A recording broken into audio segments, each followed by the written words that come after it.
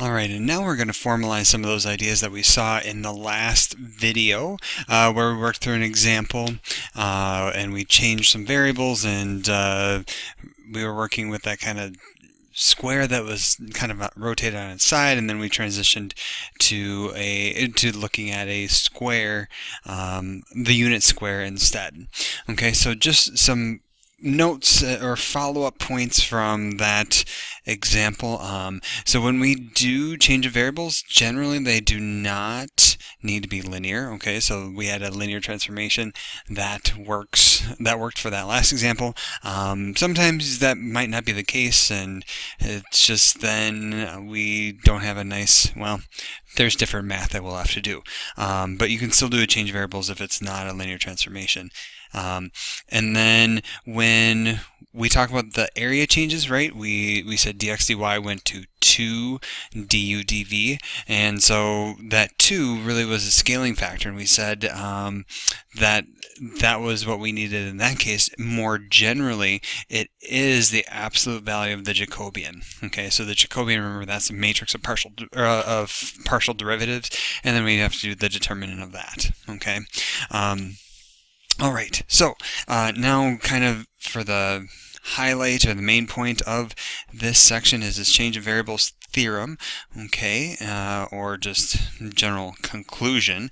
And so we have D and D star, elementary regions, and the UV plane for D star, and XY for D, okay, and we have one-to-one mapping that's continuous.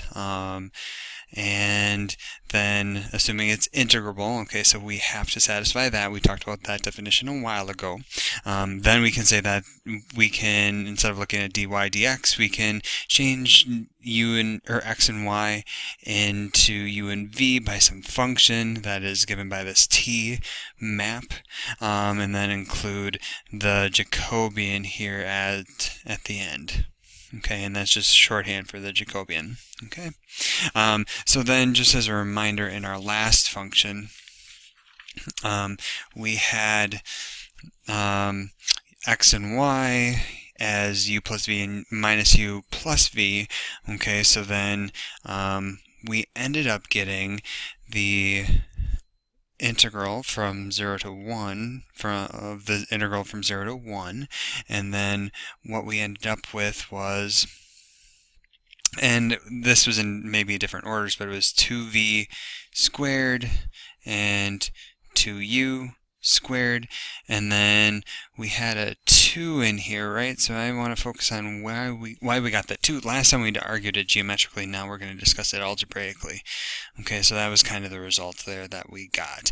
But now if I were to look at that a little differently, so where we got this, if we think about the Jacobian, okay, so if the Jacobian by definition is the matrix of partials with respect to x and y, or partials of x and y with respect to u and v.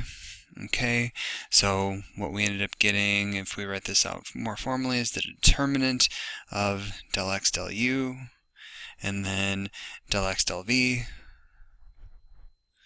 and then del y del u, and del y del v.